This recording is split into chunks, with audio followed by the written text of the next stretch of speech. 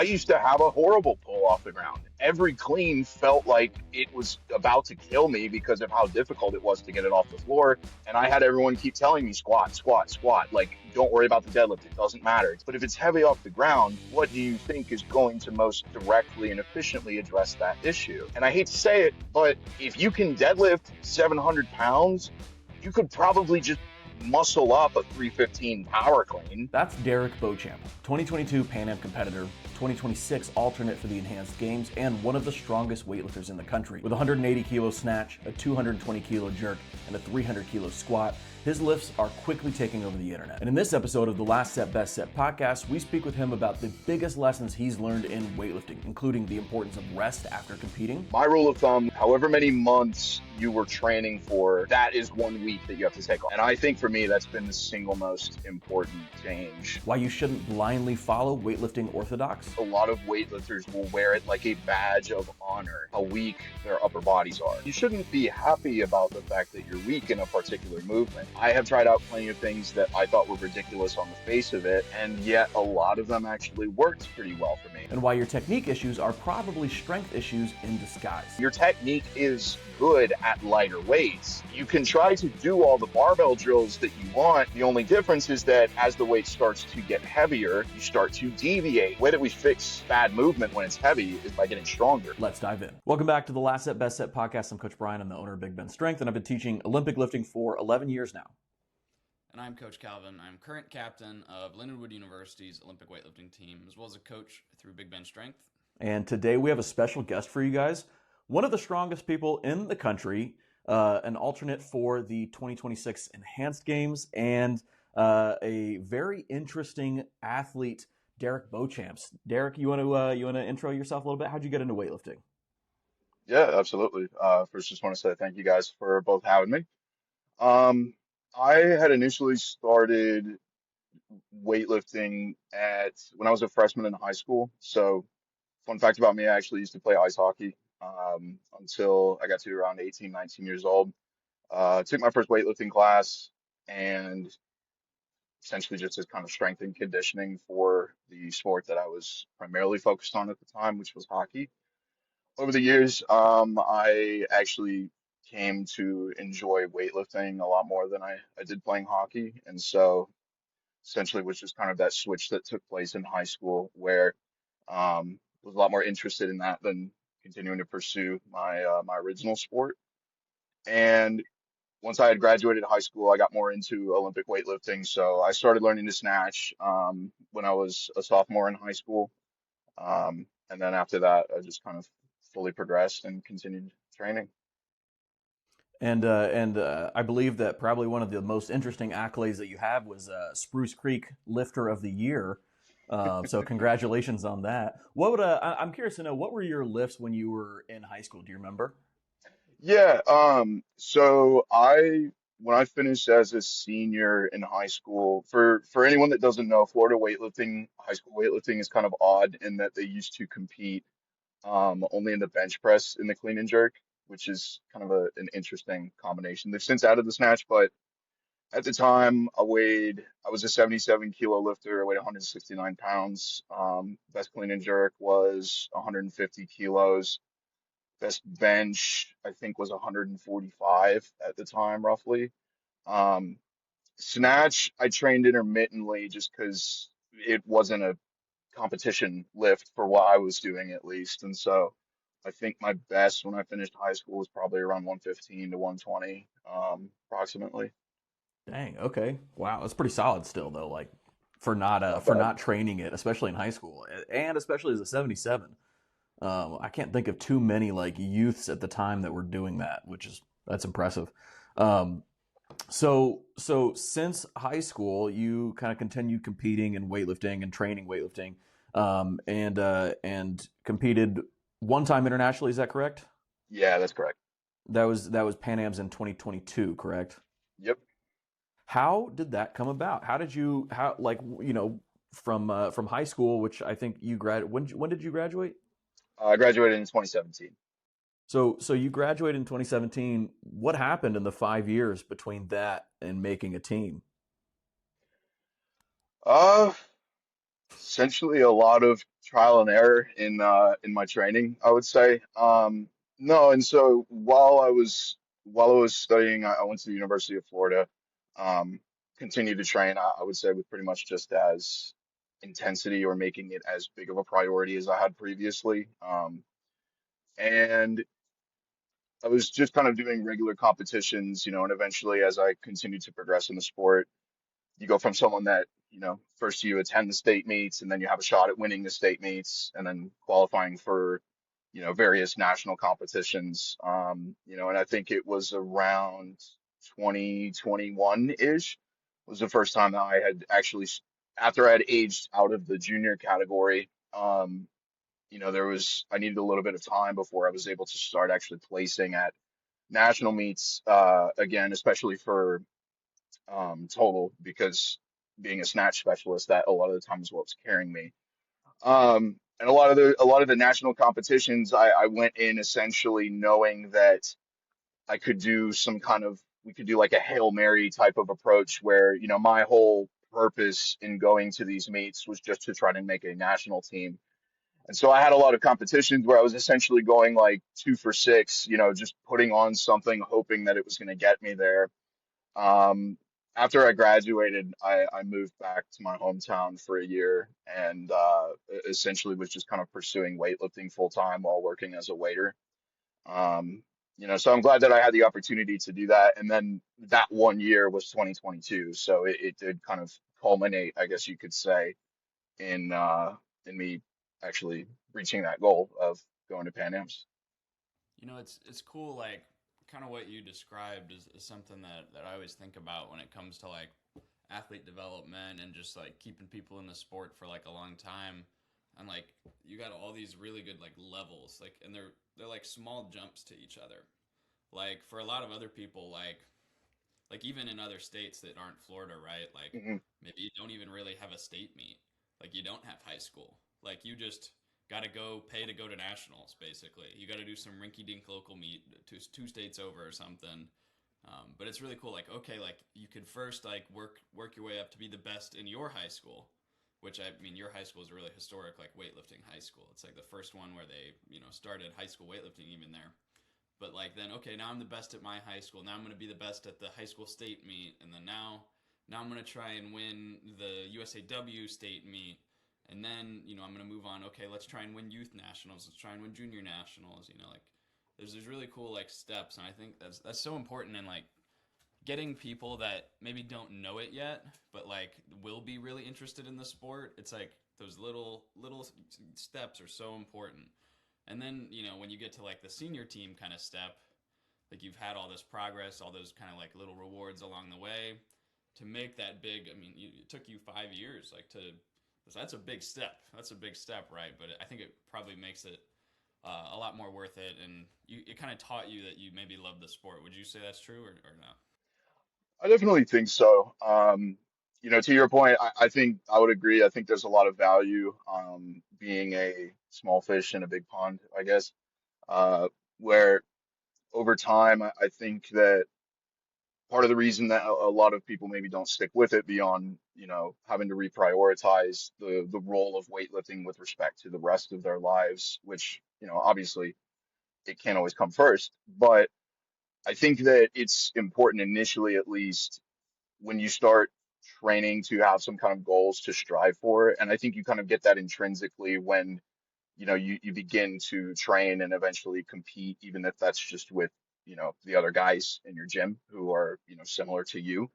It not necessarily forces a goal on you, but it does, I think, intrinsically give you something to strive after in terms of trying to improve.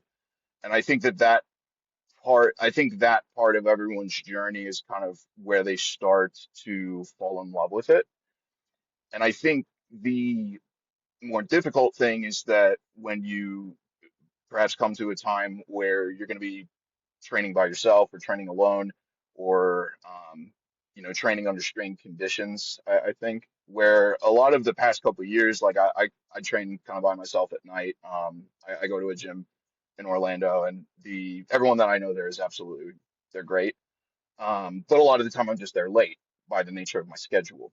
And so I think that that initial step of having those kind of goals to reach, actually establishing them and hitting them is what brings people in, and then they start to see the progress. I would say for me, the moments that were most important in understanding how much I love the sport or how much of a priority I can make it, those were actually the times where I think I was most frustrated. In that either training alone, it's got its ups and downs, obviously, but for someone who came from that kind of atmosphere of, excitement, a lot of people, it was important to see that I still get out of it, even if I'm by myself, or when, if you become a big fish in a small pond, being able to actually not work against yourself, but understand that the goal has shifted at that point because you can't directly compete with the people who are around you anymore.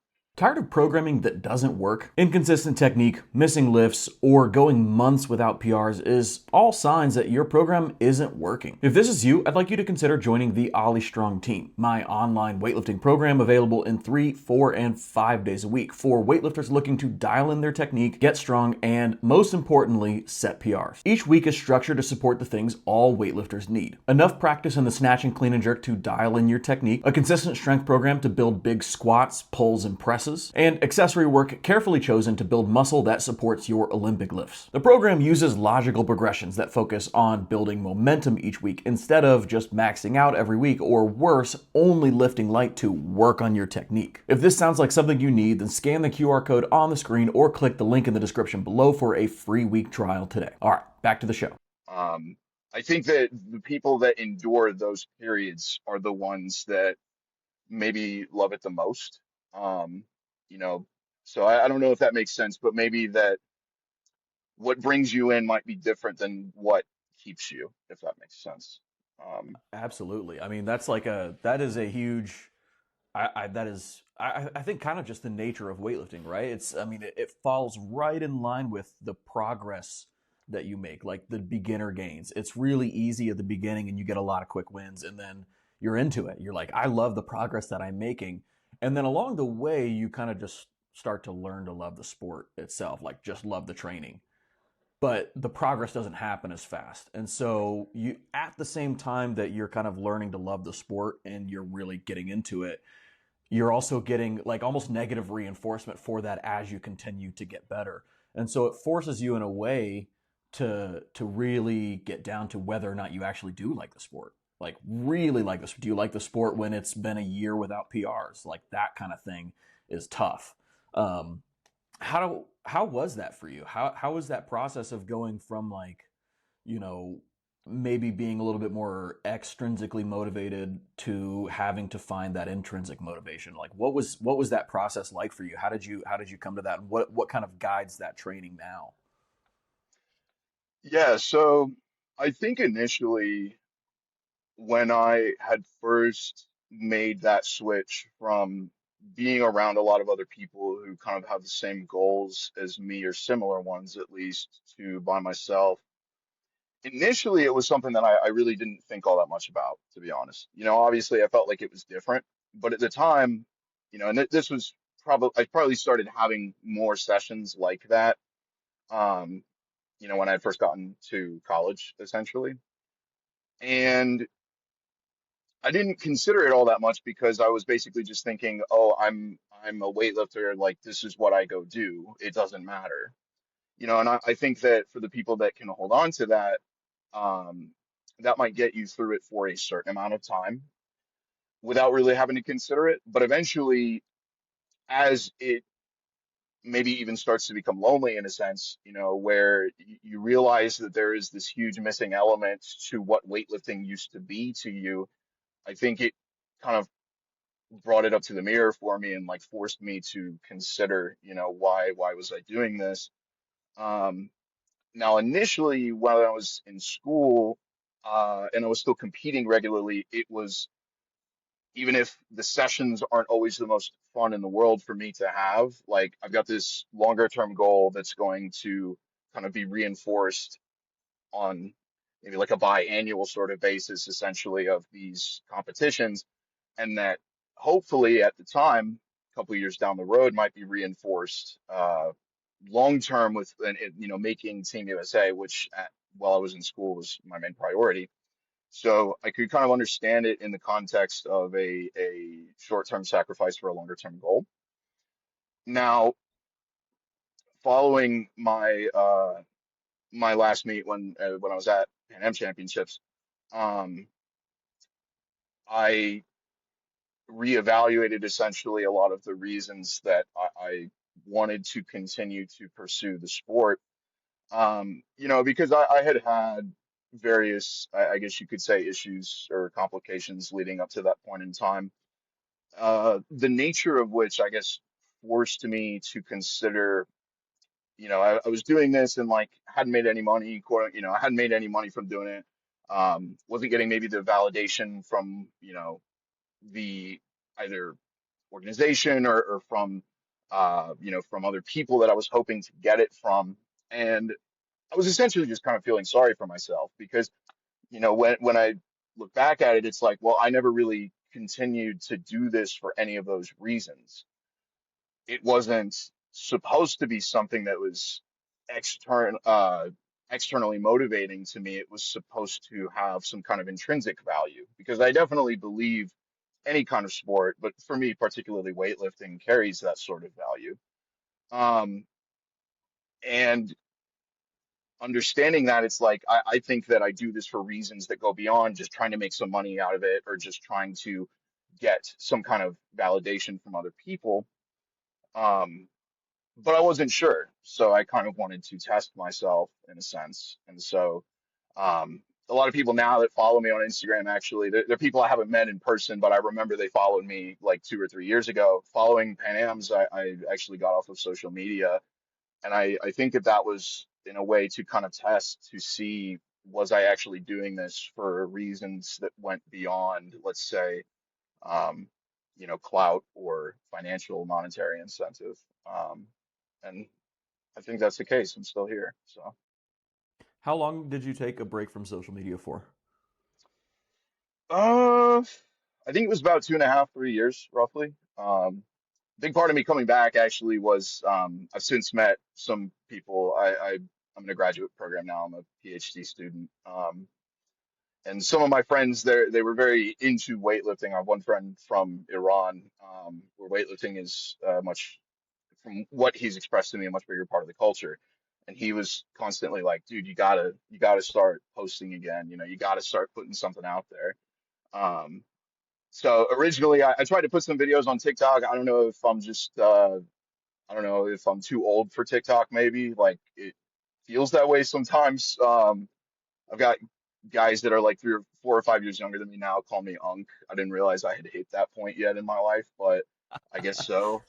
So the algorithm on TikTok never quite picked me up, but I started posting again on Instagram, and pretty soon after that, I had posted the video of my 180 snatch, and that definitely seemed to strike a chord with a lot of people. So yeah, Yeah, and what a reintroduction back to social media. I think it was like a 220 jerk and then a 180 snatch that you posted. yeah, And I remember when you posted the 220 jerk, it came up on my For You page, and then I yeah. sent that over to Calvin, and Calvin was like, "What the hell is going on?" We actually, I don't know if you know this, we did a shout out for you on the podcast, and that was, Oh, I mean, that really? had to have been like 6 months ago, maybe longer. I'm not actually sure.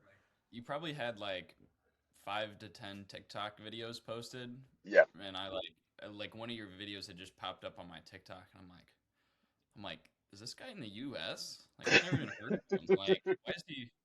I think you had posted like your 170s. Was it something in the 70s at Bear Barbell? Yeah. That you and like I'm like disgusted. I'm like this is crazy. Like for reference, like at AO finals recently, like there was one super that weighs like 180 kilos. Aaron Williams, he snatched Yeah. 175 at AO finals this year.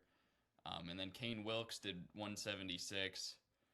So like that would have been like the heaviest snatch at all of AO finals, and you're not even like a super heavyweight body weight, like that's like I was just like mind blown. Like you don't see something like that. Like very often at all. Like you just don't, especially at coming out of the US where everybody posts on social media everything they do, especially me. But you know, yeah, that was just it was a cool moment because it was like this sort of like Clarence Kennedy sort of esque like oh my god, this guy just like he doesn't even compete, but like he's just throwing up these insane numbers. Like I'm sure a lot of people had that moment as well. Thank you. Yeah, it definitely seems to be the case. And I had kind of wondered about it like for the years that I was off of social media, like, kind of this question in my mind of like, would I ever start posting again if I did hit something that I thought merited it? And I was, for the most part, that question was kind of no, but I did, after I had reached a certain, I guess, um, level or certain benchmarks, I guess, that I had had in my mind for, quite a while as sort of lifetime goals. Um, as I started to reach more and more of those, I was like, and I had some kind of motivation from my friends. I was like, yeah, I might as well. I do think it's funny. I get a lot of comparisons with Clarence on my videos. I feel like I have to retain my humility in a sense and take a step back and like, oh, I'm not quite at Clarence's level. I do get that, the MO you could say is similar, and I've always really liked a lot of Clarence's content. So how would I put it? I think it's I try to like I said, I try to retain my humility that I'm not quite there yet. I'd like to be, but yeah, it's always appreciated.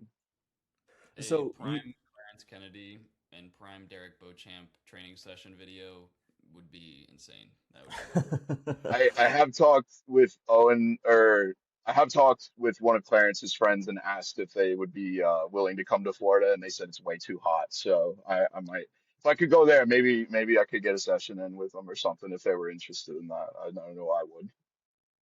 That'd be cool. You mentioned some lifetime goals, and that you recently achieved them. I think 180 on the snatch was one of those. What were your lifetime goals? So the other one that I now am going to kind of shift gears towards working more on is I'd like to hit a 220 clean and jerk. Um, Obviously, having jerked it from blocks, I'm not at all saying that that is the same thing as clean and jerking, not even close. But just the fact that I did hit a 220 jerk for me was like, for me at the time, I was like, this is the most impressive thing that I've done. The 180 snatch, as you can tell by the reaction, that was definitely something that I've been hoping for quite a while. And I would say a 220 clean and jerk. I'd like to hit a 320 back squat. I don't think any of those numbers at this point, knock on wood, are out of the realm of possibility. Um, my best clean and jerk right now is 205, but around the time that I had started hitting 170, 175 plus fairly consistently on Snatch, I'd say more or less the past year, I have been putting a lot more in terms of I'm close right now to this goal.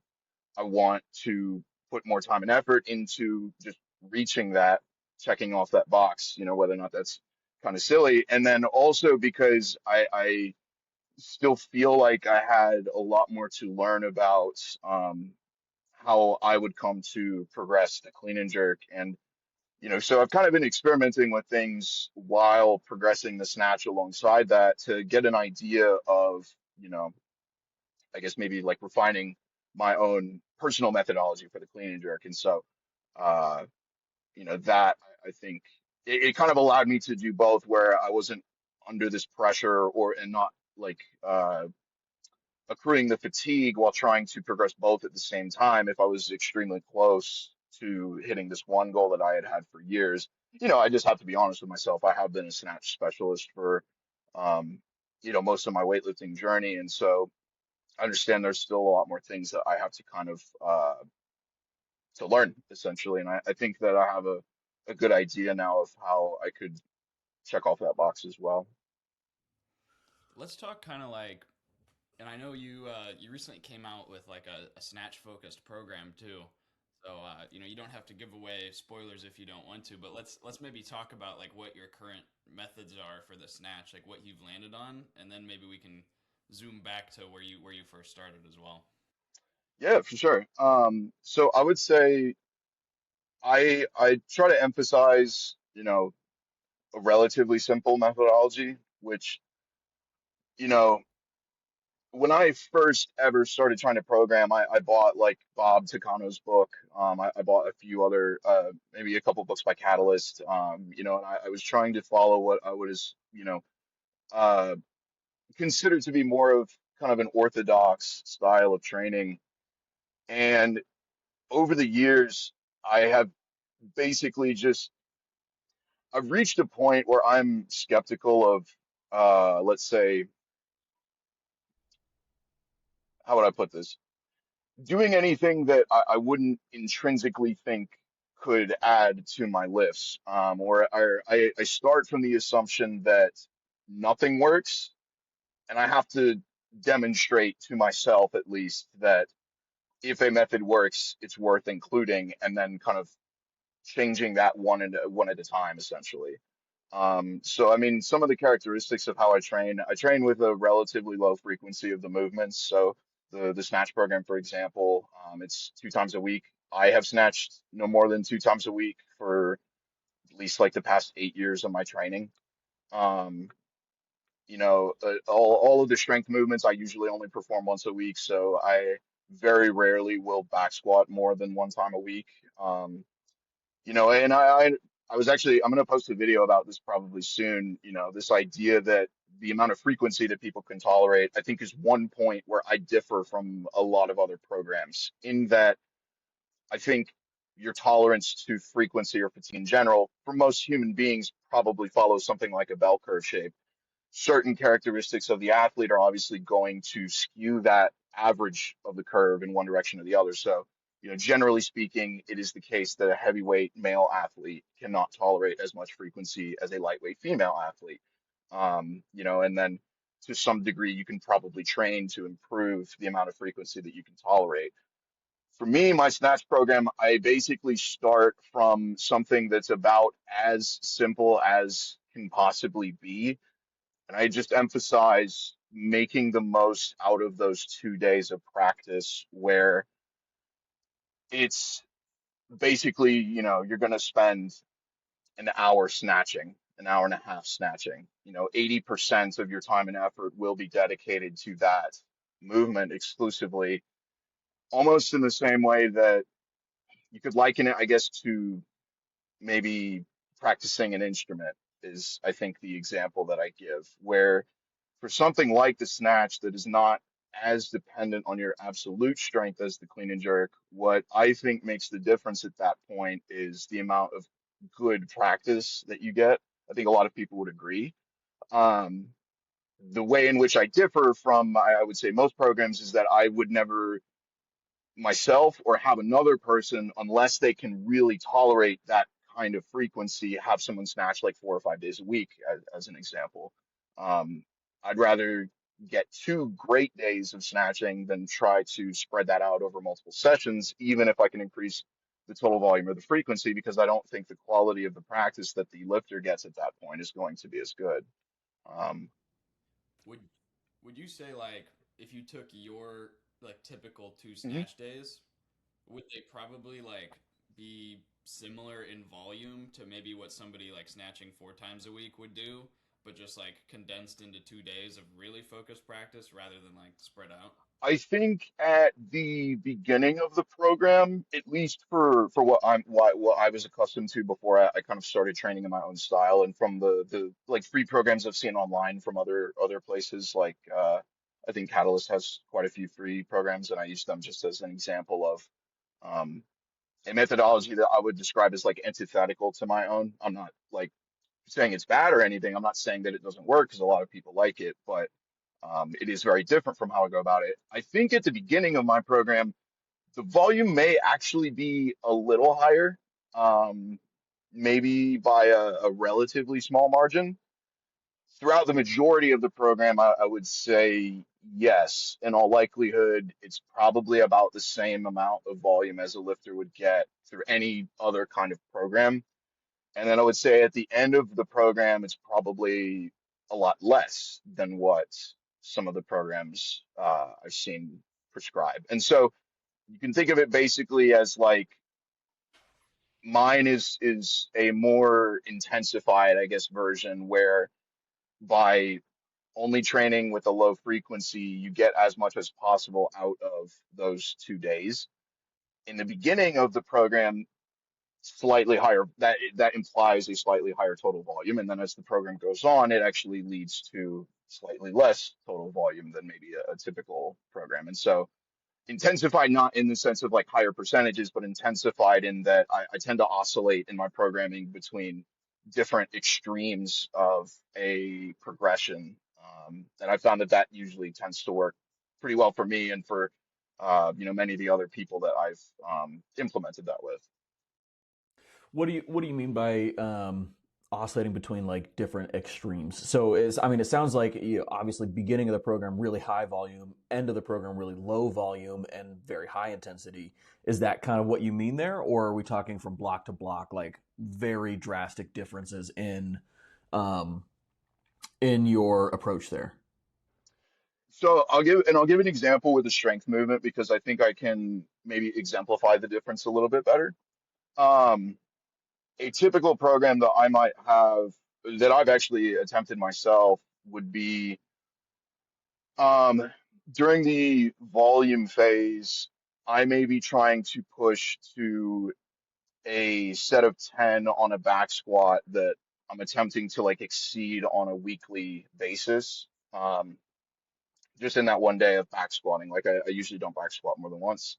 Um, And so I'll be working in that range of tens for probably about 3 to 4 weeks, roughly, depending on when I kind of feel it is time for me to deload. And I'm very descriptive rather than prescriptive in that sense. But pushing the sets of 10, and then depending on how much time I have, before when I want to peak, basically take a short break period in between. And then the second block, I might do something like 12 to 15 doubles on the back squat. Um, or even I even tried like 15 singles at 90% or so on the back squat. Obviously, the first week of switching from either tens, eights, or fives and going into what I would consider more of a max strength kind of refinement period. That first day, I'm not going to push it to something that is going to absolutely kill me just because I'm not yet uh, accustomed to that, but I do kind of go very quickly between different extremes in terms of like certain training variables, like the number of reps on average or the total volume, of a particular lift, where that changes very quickly, I think, in my programs. At least compare, and again, nowadays I feel like I don't look at enough other programs, honestly, just because I kind of do my own thing. At least like from what I was accustomed to before I started trying my own thing, I feel like I tend to switch very quickly between something like pushing heavy tens to heavy doubles, something like that. Yeah, interesting. What do you think about like pushing multiple rep ranges maybe at the same time?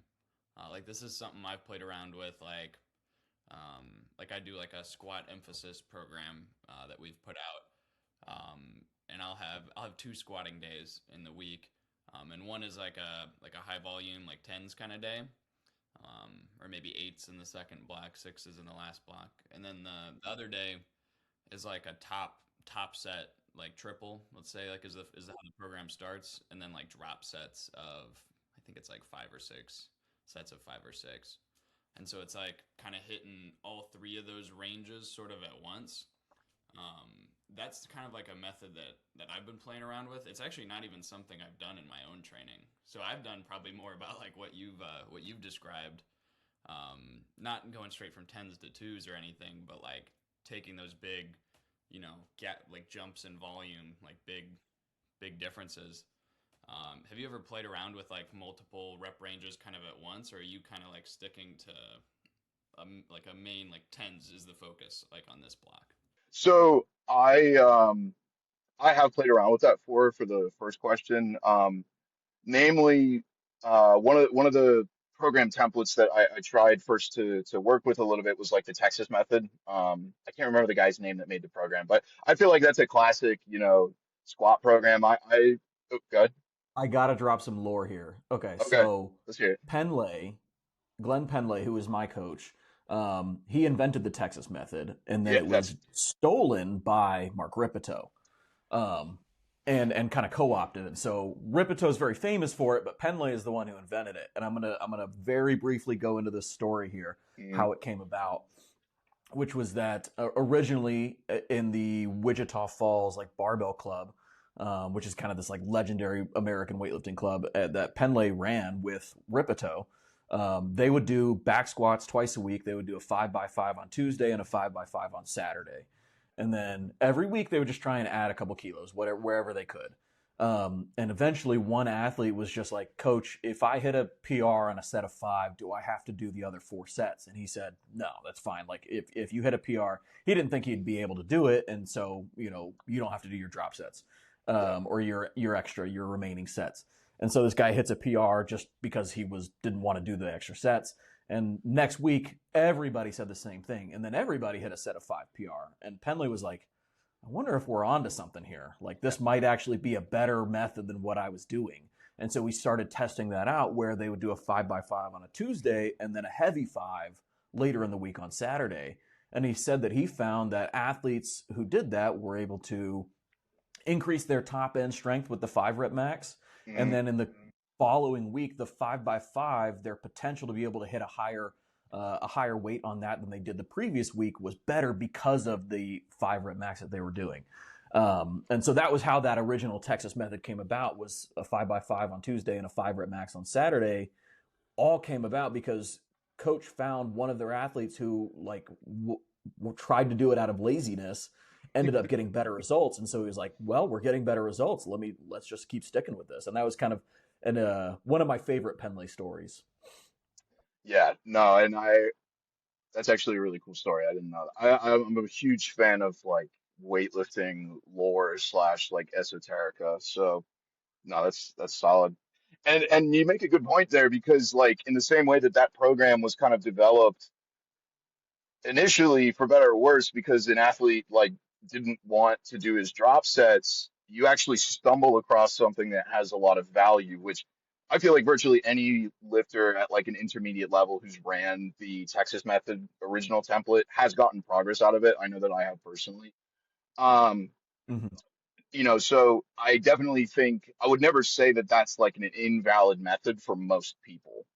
Um, the reason that I think I don't implement it personally is because if I'm going to squat twice a week, I have been able to continue to progress my back squat just by doing it once a week. So that necessarily means that I wouldn't be doing it twice a week by splitting up the volume. But I don't think that, I think that there are plenty of people who need to squat more than that. The way that I would go about it typically, if I'm doing multiple rep ranges at the same time, um, I would progress some kind of variation to the primary movement. Um, so I don't know if you would consider that to be 2 rep ranges at the same time. If it's like, I'd be a lot more likely to say do back squats and then as tens, and then maybe later on in the week do something like a pause squat or like an eccentric squat or a like halting or like a dead stop, the pins, whatever they're called, with the safety pins, like a bottom up squat. That's what I was looking for. Um, that's just personally how I tend to do it. Um, I don't think that progressing rep ranges, multiple rep ranges, is necessarily invalid though by any stretch. I think that a lot of roads lead to Rome.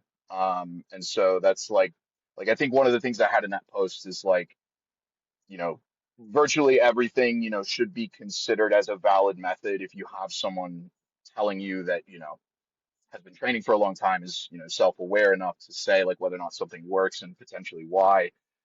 The value comes in after you've actually tried it and you see what the outcome is. There's no reason to be, I guess, ashamed if you lose time training, trying something new that you thought might have worked and didn't. Like that's, I think, a huge thing where a lot of things in training, there's a lot of very different styles of how people choose to do this. It's not that all of those people who don't do it your way or my way are wrong. Maybe there is something because of their body morphology, because of their genetics or something, because of something works for them, could potentially work for you as well, and, maybe worth trying. As far as the multiple rep range is just not how I do it personally without at least modifying the maybe like the volume day a little bit. But I don't think that it has to be done that way. This is kind of my answer. I think it's cool because like there's both value in having sort of like a way or a method, like the structure of it, like. But then you look at some like kind of like in the Penlay instance, like the Texas method kind of thing, and it's like, okay, is this the best method for everyone? No, like it might be the best for some people, but like just applying one to everybody, okay, well now we know we're missing out. But it's like the real like cool part comes in like knowing when this method is like a good one to apply to someone. If you want a big clean and jerk, it starts with a big front squat. You'll never clean and jerk more than you front squat, but more importantly, the bigger your front squat, the easier your clean and jerks will feel. This is because of something called a strength reserve. The bigger your front squat, the less your clean and jerks will fatigue you. The less they fatigue you, the more of them you can do. And the more clean and jerks you can do, the more chances you have to improve. But it all starts with a big front squat. So if you want to build a big front squat and a strength reserve of your own, then make sure to check out our 10-week front squat program, linked in the description below, or scan the QR code on the screen. All right, back to the show. And even more like, I think people miss out on this factor in programming is that like, sometimes a program will work for a period of time and then it won't work again.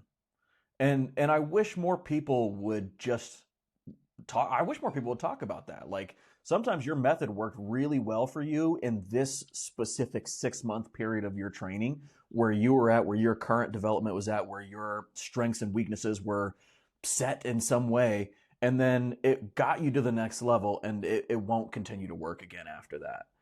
And I wish more people talked about that. Like sometimes an approach just works for a period of time and then not again after that. And that's okay too, you know? Yeah, no, and I definitely agree. And for me, what I think I started doing maybe around that year, like 2019 or so, I will be honest and say the first program that I really started to kind of use as a baseline and iterate off of was the LSUS program. I don't know if you guys have seen that one before, but yeah, uh, that was the first one that I had kind of iterated on. And I think to your point, Brian, I think it's important to the degree that anyone can. We can't necessarily establish causation. Like we might have some ideas why this worked, but maybe we're not certain about why that program worked and stopped working. I think for me, what I started trying to do at least was looking at those periods of this program worked really well for me and then it stopped. What is the idea or what is the reason? What is the structure of this program have that I can subsequently like kind of take out of it and then apply in a different program or in a different context so that I might still be able to continue to get progress from it, and that's like one of the things with like higher frequency training, for example, people that are either doing, multiple sessions a day or something like that. To your point, a lot of them talk about how, or a lot of the people that I've known, at least personally, talk about how they made this like stellar progress in maybe the first 5 to 6 months of training in that sort of style, where they were really putting a lot in, getting a lot out, and then kind of maybe tend to think from that point on that there is a strong kind of linear relationship between I need to be training, you know, 7, 8, 9 times, however many sessions a week because that works so well for this point in time. And you're essentially like trying to chase that sort of progress when I think maybe a more valuable thing to do would be to try to extract like what is it about training in that sort of style that was really able to benefit you for that period of time And how can you modify that so that you can turn this into something that's more sustainable, particularly for, I would say, and they make the jokes a lot about like the lifetime intermediate athletes. Like, if you feel every day that you're going into training, you're in pain and you're miserable and you don't want to be there and you're like doing this like masochistic like song and dance of like banging your head against the wall with training, you can accept, again, there's no shame in accepting like what you're doing isn't working, but perhaps it's time not only to reevaluate and move on, but also to take a look back and see what was it about you and what was it about the training at that point in time that made it work as well as it did initially. I think that most programs that, are well designed or designed by people who have been in the sport for a while almost always have at least a couple things that you can take from them to learn from them. And that's like at least been very important for me is trying to listen to others who, um, maybe just even just by virtue of having more experience than me in the sport, or sometimes maybe some that even don't, I'm not afraid to listen to somebody who doesn't lift as much as me or hasn't been training as well as long because there's nothing that necessarily precludes them from, having learned something useful in their time that I might also be able to find useful. Um, so yeah, I think that that's important really to admit when it's not working anymore, but don't just say like time to move on to something completely else. Like learn from that. To Mm-hmm. kind of mention like kind of back to what Brian said a little bit too, where like, oh, this thing worked for a period of time, but that doesn't mean it keeps working. Like, and I can't think of right now who I recently heard talk about this, or I would credit them, but they were talking about like training efficiency and like Yeah. that it wasn't. It's not necessarily always like, oh, this like method or program like just is like what works, but like maybe you're just doing like, you know, 30% more volume and higher intensities during a period of time, and of course that if you're doing more training, of course that gets you better for a time, but is it the best way to get better, and is it sustainable, or are you just like peaking out for a moment and then you're going to crash and burn because you can't recover from it long term? Like that concept of like the efficiency of it, like, okay, maybe I'm training 20 plus hours a week, but I could get just as, make the same progress on 10 hours a week, if I target it in the right spots. That's kind of, God, I cannot remember who said that or who was talking about that recently, but yeah, that was a cool concept. And it's always interesting to me how much it seems like most training discussions end up kind of always coming back to like add stress, adapt to it, and you get better, like in some way. And so if you've just been using the same stressor to try and get better and it stops working over time, like try a different approach to stress, And so maybe that's like maybe that's why some of these people who hop on really high frequency programs get a lot better very quickly is because they added a stressor to their training that they're not used to, and they adapted to it, and then they got better because of that. And then that same thing could be applied to people who went and trained 10 times a week and dropped down to 4 times a week, and they were able to create a much higher level of intensity in their training, or maybe they just recovered better and they felt better, and so that was a different stressor, right? And I think more people should kind of look at it from the lens of like, what is the stress that I applied that worked well for me and what didn't, and that's it. And so maybe that's like you go through a period of time where your training is so high intensity and you haven't really touched volume at all. So I bet if you hop on a phase of training where you're touching higher volume movements, it's just going to be new, and because of that you might easily adapt. And I think that that's a principle that I call like low hanging fruit in training. Like, what are the things that you haven't touched in 2 years? Like, I had a very simple example of this is like, I haven't done a weighted plank or even planks in general for years. And our gym just had like, who can accumulate the most plank in across the month? And so I was like, I'll try this out. And I genuinely, like, first week I was really struggling with like 30-second planks. And I was like, this is atrocious. And it took a week and a half to get back up to like 3-minute long planks. And that's nothing crazy, but it was clearly low hanging fruit that for me, if I just tried this one thing out and do it a little bit, Like I'm going to get a lot better very quickly at that movement. And I think that that can happen a lot in weightlifting too, where if you haven't touched tens on squats in 3 years, maybe throw your hat in the ring and see what happens. I'd be willing to bet you make some progress just because of the newness. Yeah, no, exactly. And I think you make a good point in terms of the low hanging fruit. Um, and the and see, I kind of have come to regard something like the fatigue that an athlete accumulates almost as like, like if you take medicine or something, that or something like caffeine even, like that is something that, persists in your body for a certain period of time and follows a half-life, where over a certain duration, half of that substance will be out of your body roughly. That is almost how I've kind of started to regard fatigue, in the sense that I wonder, for example, a lot of the people that tend to train with higher frequencies, I've seen that after a competition, they might take like a week or so off and then are right back into the volume phase of their training. And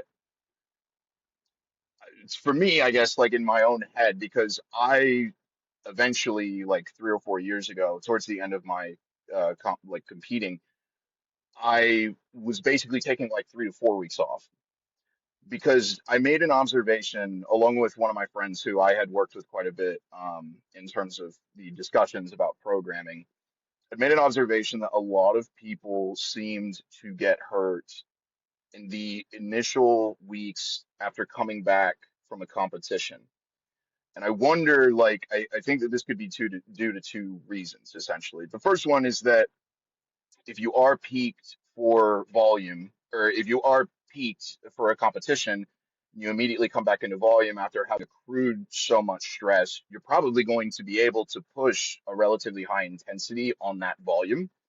Where if, you've been touching heavy weight through like singles or doubles for quite a while and then immediately switch back to tens, you might be pushing something that is going to be greater than what you could previously. You're still in the competition phase, quote unquote, after 1 week. But the other thing too is that if we think of fatigue as something that accumulates cumulatively over a long period of time, like something like a drug with a half-life, essentially, if when you get to the competition, even if you take a week off, you still might need potentially more time to kind of get back to 100% for those maybe like longer term nagging injuries that you accrued over the previous block or the previous like entire program.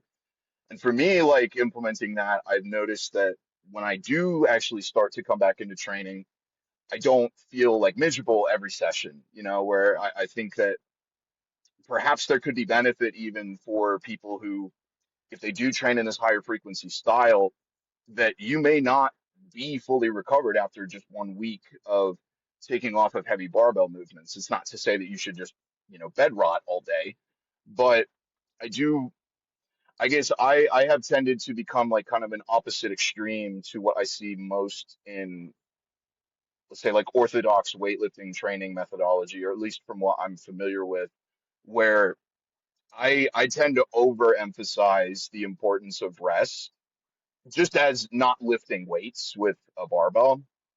And I think that that's my blind spot essentially, is that sometimes I may go too far in the other direction, if I'm being honest. The reason for that being is that I would rather make progress at a slower rate, uh, as long as I am not like substantially increasing my chance or probability of being injured, or in some way I am making my like longer term progression sustainable. Um, and that's like some of the consultations that I've done one on one with people.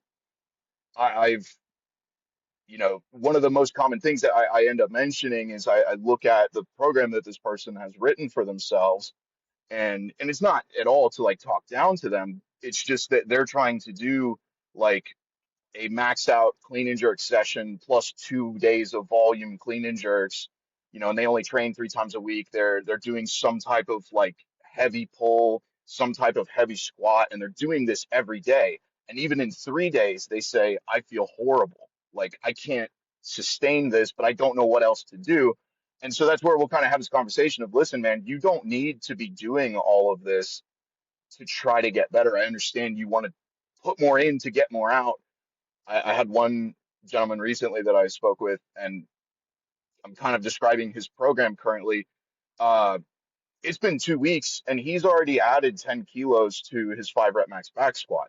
I'm not at all taking credit for that, but I don't think he would have been able to do that had he continued to try and push in the way that he's pushing. And so my bias comes from the fact that I've seen so many people who, the moment they just dial it back a little bit, I usually tend to go for frequency first, but for him, he was only training 3 times a week. That at that point, it's like frequency of the exercise selection, I guess you could say. But um, I've seen people get so much more out of doing that than I've ever witnessed the reverse case of someone is not doing enough. And so that I think is where my bias would tend to come from, is just from my own experience in that way. We've referenced this post that you've made. I want to go ahead and go through this Okay. because I think it was probably one of the single greatest pieces of advice in weightlifting that I've ever seen. And so I'm going to break through. This is the breakdown. This is 7 pieces of weightlifting advice. You posted this. We're going to go through one at a time, and I'd like to hear how you came to these conclusions because I think that there might be some interesting feedback from this. So let's go ahead and get into that. Okay, so piece of advice number 1: take breaks, especially after competition. We just touched on that a little bit. Can you dive a little bit deeper into that? I think that you need to understand the amount of damage, quote unquote, you are doing to your body over a very intense 3 to 4 month period can likely be a lot greater or more substantial than I think maybe most athletes might recognize, even if they don't feel it personally. And I was definitely that way as well. But I think that the fatigue that we accrue through this type of training, or really any kind of hard training, does tend to stick a lot more and for a lot longer than a lot of people may realize. But it doesn't become apparent until you're already 6 months down the line. At that point, you won't be able to take your break because you have a competition coming up soon. And so I think probably the number one thing that I think can increase not only your longevity in the sport, but also the quality of your training, let's say, the extent to which you can enjoy your training, is being able to take a step back for just a few weeks at a time. My rule of thumb, which I actually believe comes from Tarakti, was however many months you were training for following your competition, that is 1 week that you have to take off. So if you train for 4 months, take 1 month off. If I take a month off, the first week I'm usually just kind of like doing light cardio, walks, maybe go swimming or something like that. The following 2 weeks, I will do maybe more just kind of like bodybuilding or mobility, or kind of accessory movements. I still refrain from touching a barbell. The fourth week, excuse me, is when I will start to add a barbell back in for light movements to start to become accommodated to what exercises I've already selected for the upcoming block.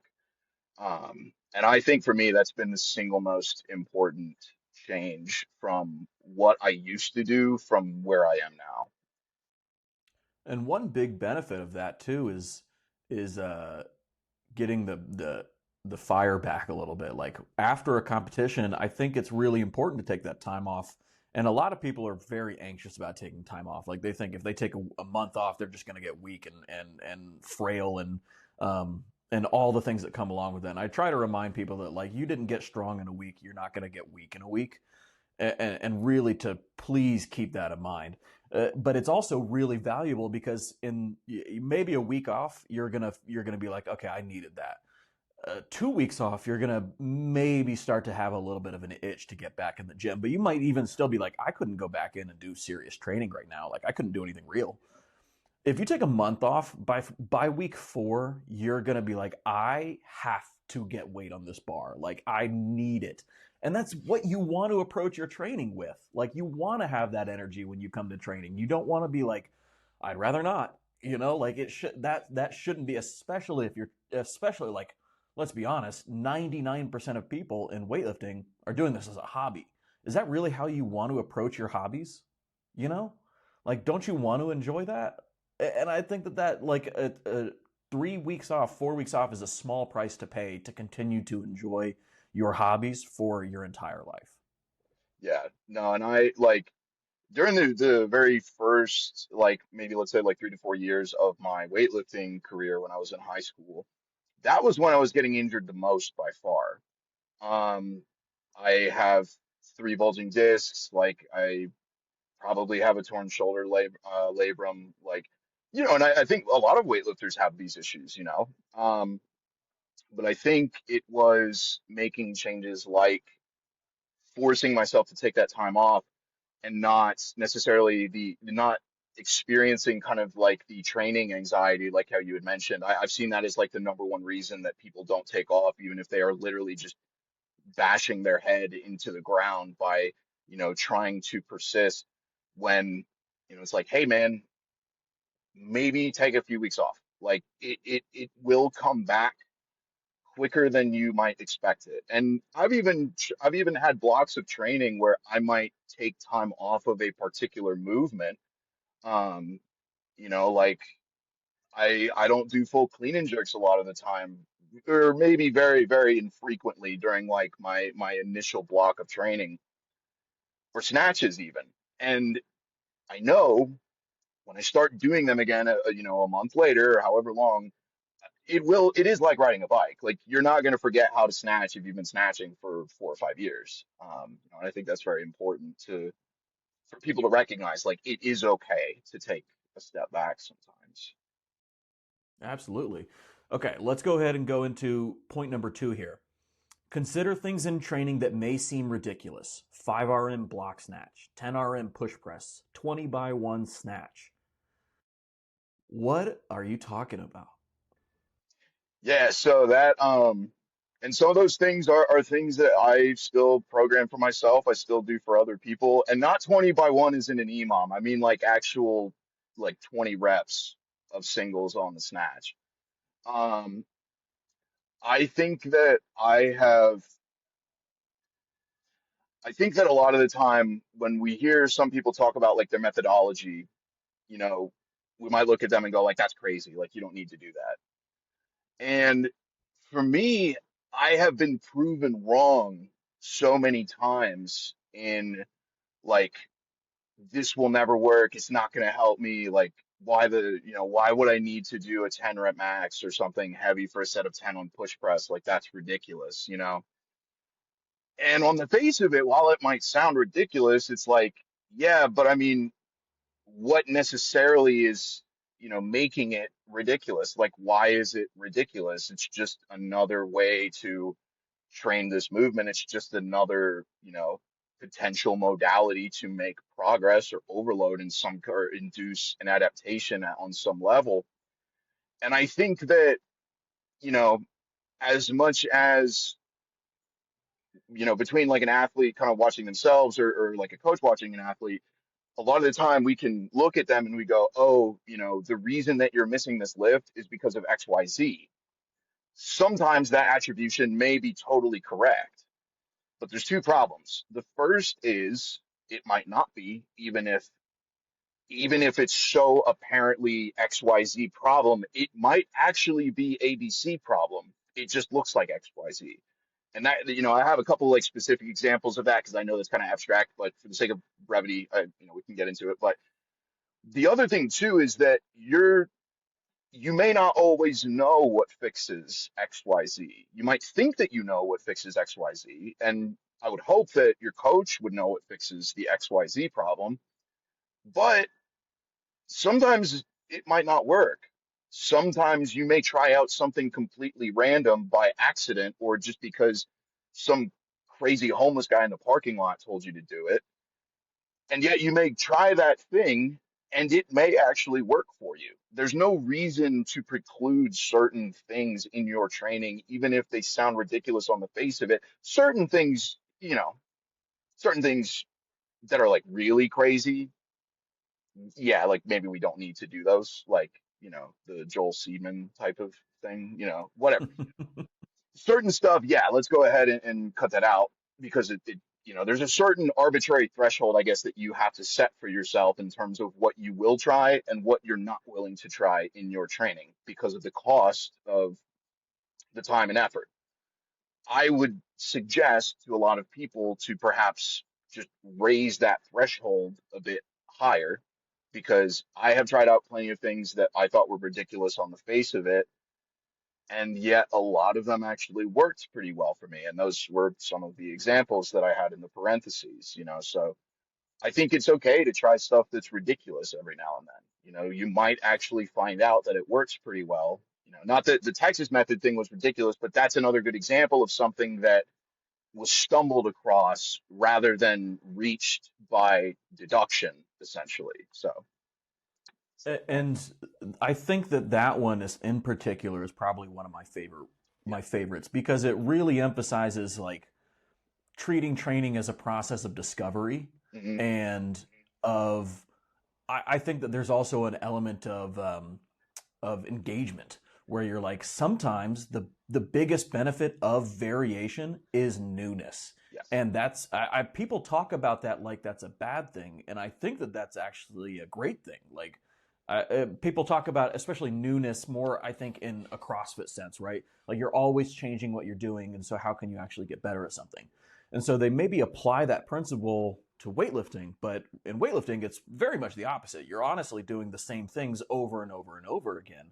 You might actually benefit from newness if for no other reason than it keeps you engaged in the sport. It keeps you engaged with the movement, and you have to you can't, if you're on a 10 rep max back squat, you cannot let your brain disengage for a moment.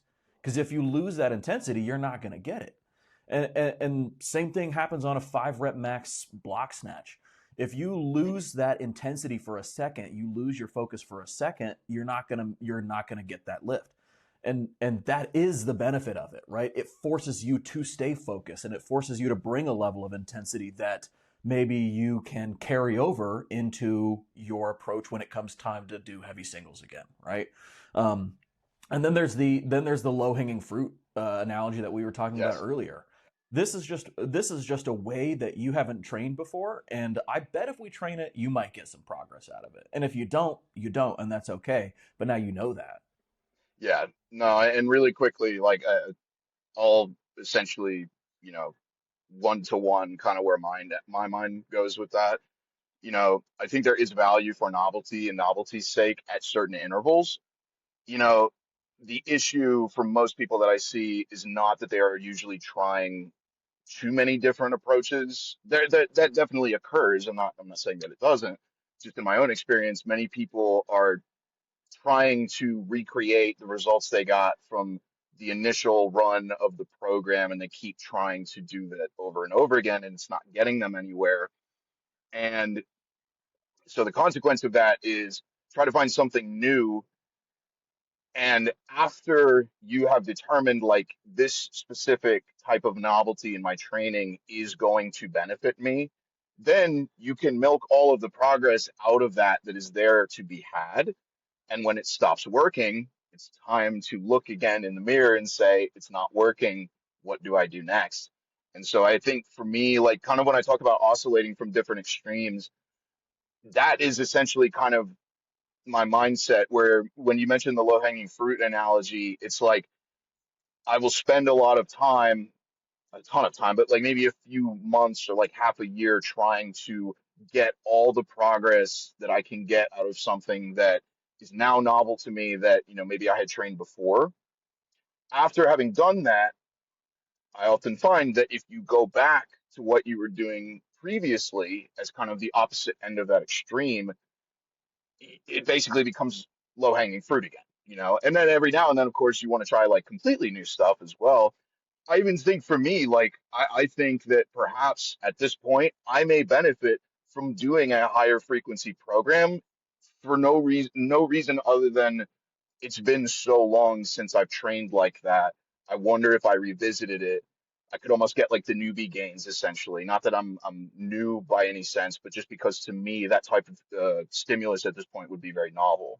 So Yeah, absolutely. The, that was also a point that Penley brought up in I forget where I was reading it. I think it might have been the book that Jim McDermott, or I think it was him, Okay. did, called American Weightlifting. I Yeah. just ordered it because I have to go through this again. Um, and Penley said, always be a beginner. And he said that in a bunch of different contexts. He said that with us. He said that in books. He said that in podcasts and things. And what he really meant with that, from my interpretation, was that he wanted people to try and get newbie gains for as long as possible. Yeah. And I think that there's a lot of wisdom in that. Sometimes that means not rushing your progress early on, but then later on, I think that that means that you can go and try and find new ways to get newbie gains to continue making progress. And that's just with the training approach. I think that that's a really interesting piece of advice there. Um, let's go ahead and go into point number 3 here. Be willing to hear people out if they have tips or advice, but remain skeptical until you've actually tried it out consistently. Yeah. So I think that that point kind of lends itself to the first one of be willing to try ridiculous things, like even if it's not necessarily like a training, something that directly is related to training. Maybe it's say like something more like the rest periods point that I try to emphasize to people, or really anything. I think it's important to be skeptical and kind of like from the statistics perspective, starting with the assumption that it doesn't work, but you have to be open to genuinely allow yourself to be proven wrong, I think. And that is ultimately like how I kind of evaluate things when it comes to my training or really any other kind of aspects with the sport. I mean, even me getting off of Instagram for a while was kind of a test to see, you know, do I, I actually think that I'm doing this for XYZ reason. But if I start from the assumption that I'm wrong, I have to test it, and that's kind of like a corny way to metaphor, I guess. But again, somebody's progress or somebody's level in the sport, somebody's experience, or even in life in general, I think you can start from the assumption that it's wrong, remaining skeptical, but ultimately you don't know until you've actually been willing to try it. And again, it just kind of lends itself to, I think that lots of people, lots of programs, lots of experiences that I've had, or like bits and pieces here and there that I've picked up over the years, I would have remained ignorant of them. And I still am ignorant, I'm sure, of tons of things. But I would be even more ignorant than I am now had I not been willing to consider something that was told to me by a person who has been in the sport for less than like 20% the amount of time I've been in the sport. And so that's why sometimes when I'm talking to people at the gym, even when I am there with other people, or sometimes I go to squat at the student rec facility here, um, I feel like they give an undue amount of credence or respect, for lack of a better way to describe it. I feel like a lot of people in that gym would believe anything that I told them about weightlifting or squatting. And I want to tell them you shouldn't believe me because I could be a complete moron. Like people ask me questions about diet because I squat like 600 pounds. I'm like, dude, you have no idea. Like I could just be some idiot who happens to have a big squat. Like I want you to consider what I have to say, but you should not take this as gospel. You shouldn't take any of that at face value. And I think that it's important to do that pretty much with, kind of everyone, because I've been told things by really high level coaches before that ended up not panning out or not being true, or at the very least not working for me when I would implement them. And I've also had people who, you know, maybe not the sharpest kinds of people, tell me pieces of advice that ended up actually being very effective. And so I think it's important, especially as you progress in the sport and fewer things are going to enable you to get better. You have to start being open to more and more things that maybe you wouldn't have listened to when you were a beginner. You know, I think if anything, I'm more likely to take someone's advice or to listen to someone and what they have to say now than the first half of my training, you know, and that's only come as the result of me opening up to hear what people have to say, you know. I saw a post, Derek. Me and Brian had talked about it, and I saw you comment on it. But it was saying that it was like you can't be a coach if you can't snatch 130 kgs. Hmm. Which is obviously, you know, he's trying to make a point, you know, that is much more nuanced than just one sentence. Yeah, Um, but I guess that kind of relates to what you're talking about there a little bit. Is like, you know, you need to have, you know, worked on something for a little while to like know about it. But like, I mean, that's really cool that you know you can still consider, you know, the advice of someone that maybe hasn't been doing weightlifting quite as long, has nowhere near, I'm sure, as the numbers you have, kind of thing. I think that's really important, and a lot of you know coaches or athletes maybe even lose that over time. It is important probably to buy into like if you have a coach, like buy into your what your coach tells you, and probably don't be persuaded that much by other people's stuff. You might just end up being unhappy at that point. Um, but in kind of your perspective, where you've approached weightlifting as like a science experiment on yourself, that you're gonna keep applying things and changing things and seeing the results. Like, I think that's probably like the best mindset you could have had in that instance.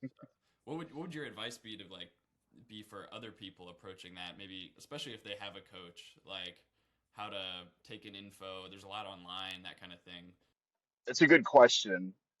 I think the dynamic of that changes depending on what type of coach you have. And I'm just being honest, you know, because of course, certain coaches are, I would imagine, are going to be very open to hearing or trying new ideas.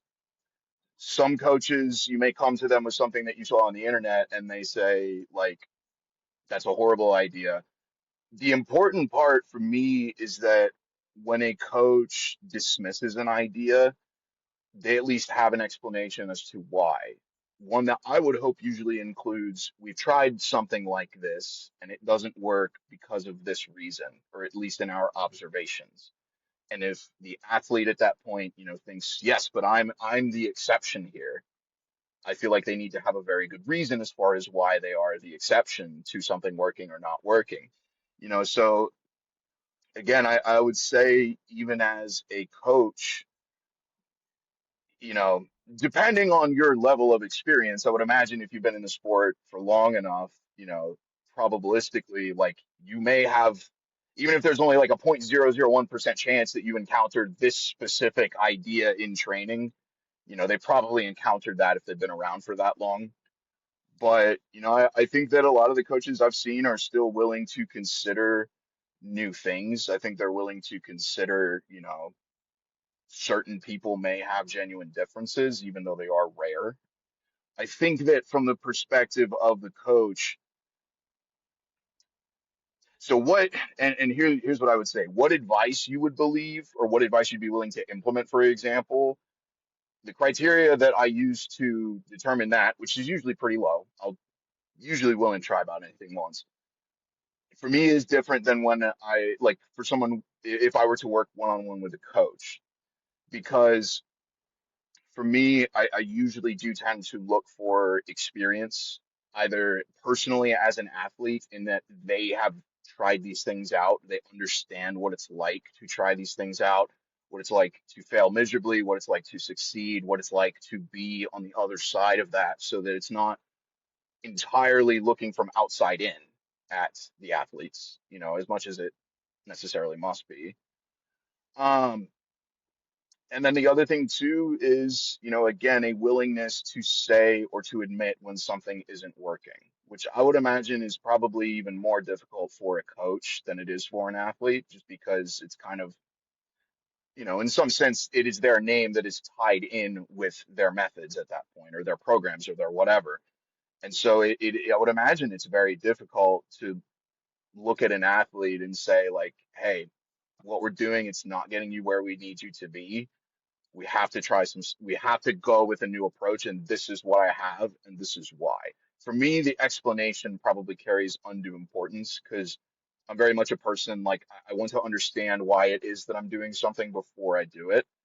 A lot of the time that may come off as me like questioning someone. And in a sense, I literally am. It's not that I'm saying I disagree. But I think in any way, it is important for athletes to have at least like a base level understanding of like, yeah, we squat more reps in the beginning so that we can, develop your work capacity or whatever. And then we squat fewer reps at the end because we need you to be stronger for one rep. Like, I think at least giving an athlete like a base level explanation or understanding of certain things if they are the type of people like me who can be kind of annoying with the questions that I ask. I think that carries a lot of value in terms of not blindly just, the coach read this book or they did the you saw level one, level two course or whatever. They're just regurgitating that and they're not engaged actively in terms of trying to come up with something better. You should be striving for something better. So yeah, sorry, I know that was kind of long-winded, but yeah, that would be my kind of response to that. Well, it was a pretty complicated question, and especially like trying to put yourself in someone else's position is difficult to do as well. But I think you answered it really well. Yeah, and on that point though, that's something that I've noticed from pretty much every high level coach and athlete that we've talked to is they all seem to mention like be a white belt all the time Yeah, and just try and be willing to hear advice from wherever you can. Like the moment that you stop doing that is when you're committing to not learning anymore. yes. There's no benefit to committing to not learning, as long as it also comes with action of some kind. Mhm. But let's go and go into point number 4 here. If you want a big clean and jerk, it starts with a big front squat. You'll never clean and jerk more than you front squat, but more importantly, the bigger your front squat, the easier your clean and jerks will feel. This is because of something called a strength reserve. The bigger your front squat, the less your clean and jerks will fatigue you. The less they fatigue you, the more of them you can do. And the more clean and jerks you can do, the more chances you have to improve. But it all starts with a big front squat. So if you want to build a big front squat and a strength reserve of your own, then make sure to check out our 10-week front squat program, linked in the description below, or scan the QR code on the screen. All right, back to the show. Be extremely careful of weightlifting training orthodoxy. These are all specific beliefs I held for a long time that prevented me from getting better. A clean isn't a deadlift, so never train deadlifts. XYZ lifter never does strict presses and jerks 220. Sets of 10 just get you bigger, they don't make you stronger. Those are all beliefs that you had, and I think anybody who's been weightlifting for a long time has probably held those beliefs in some way, or at least have heard people talk about those. Why do you think that it is a problem to over-rely or rely heavily on weightlifting orthodoxy? Because it will prevent you from trying things that would otherwise benefit you, namely, like, and again, as we go through these, I actually realize like they are kind of similar, like it's kind of the same idea that's, reverberating throughout at least these points altogether, and I think the ones that were mentioned specifically, to give an example, like I used to have a terrible lockout on my jerks. I used to have a horrible overhead. My overhead strength has obviously gotten a lot better since then. And I remembered all the time the guys from Sika Strength, Owen Murphy, they say that a lot of weightlifters will wear it like a badge of honor, how weak their upper bodies are. And I don't understand what purpose that serves, Is it to like kind of brag to the local power lifter at your gym or the strongman, like, hey, I can lift this much over my head and I don't have to do this like strength work. Like you shouldn't be happy about the fact that you're weak in a particular movement, even if it's not something that you necessarily are training to improve, and as far as it goes with something like the strict press, the moment that I had actually started putting effort into improving it, I noticed that my lockout got way better. And now all of a sudden I can jerk a lot more. And it's like, who would have thought? Like being able to press weight vertically, like as silly as it sounds, being able to press weight vertically, is going to help you have more weight overhead. Is it something that you should be killing yourself over? No, because it only serves a certain degree of benefit in your training. For someone that has a wonderful lockout already, they probably don't need to strict press all that often. But it is the people who suffer with it the most, I always felt like, were so adamant in the opposite direction of like, oh, I can't do, I can't do strict press. Like that's not going to help me because Liu Xiaojun barely strict press, like whatever, and he jerks like whatever. It's like doesn't matter, man. It doesn't matter. Like evaluate yourself, evaluate your weak points. Like and that's why I say be skeptical of like what has kind of been established as the orthodoxy in the sport. Not to say that all of those beliefs are wrong, but I don't think any of them are above being questioned necessarily, especially because I do think a decent number of them are wrong. And I think stuff like with the strict press, it seems to kind of be changing. I actually have had a lot of people reach out to me that have asked specifically about improving the strict press, which I'm happy to help with. Um, and now I just kind of like to do it for fun. It turns out I actually really like the strict press, but um, I think that in some sense, weightlifting has kind of inherited a lot of these ideas that maybe came from older training systems or have been like passed down, where it's like we look at the Bulgarians who are training only the snatch, the clean and jerk, and the front squat, and we presume at that point, well, there's not, that was the epitome, or we look at the Soviet style of training, more of the classical high volume. Um, and they're not training the deadlift all that often, so why should I? It's like, well, you weren't part of that system. And, and I don't know that necessarily that's where all the beliefs come from of like these, older systems of training and methodologies that, I think at the very least are still really cool. Like, there's nothing like the old Bulgarian training clips, but take it with a grain of salt, in the sense of I used to have a horrible pull off the ground. Every clean felt like it was about to kill me because of how difficult it was to get it off the floor. And I had everyone keep telling me squat, squat, squat. Like, don't worry about the deadlift. It doesn't matter. It doesn't matter how fast you can pull it off the ground. And I hate to say it, but you know, if you can deadlift 700 pounds, you could probably just muscle up a 315 power clean. Like, it's not to say that you need to have that heavy of a deadlift, but if it's heavy off the ground, what do you think is going to most directly and efficiently address that issue? And for me, I'm kind of biased against pulls just because I don't feel like I get that much out of them. Like, I'd rather train the snatch grip deadlift and block snatches than do snatch pulls. Like, that's how I approach that type of training of like dividing the movement into like smaller component pieces and then trying to overload them. For me has worked very well, and for people that I worked with, it also seems to. But um, yeah, just because that's what everyone in your gym is saying, better or worse, the consensus does not always make it so. And I've kind of learned that over the years. I wonder if this is due to just a lack of training information from decades before, right? Where like, we didn't really know what other athletes were doing, and so we knew what they were capable of and what they weren't capable of. We knew that these athletes could jerk crazy weights and that they couldn't strict press.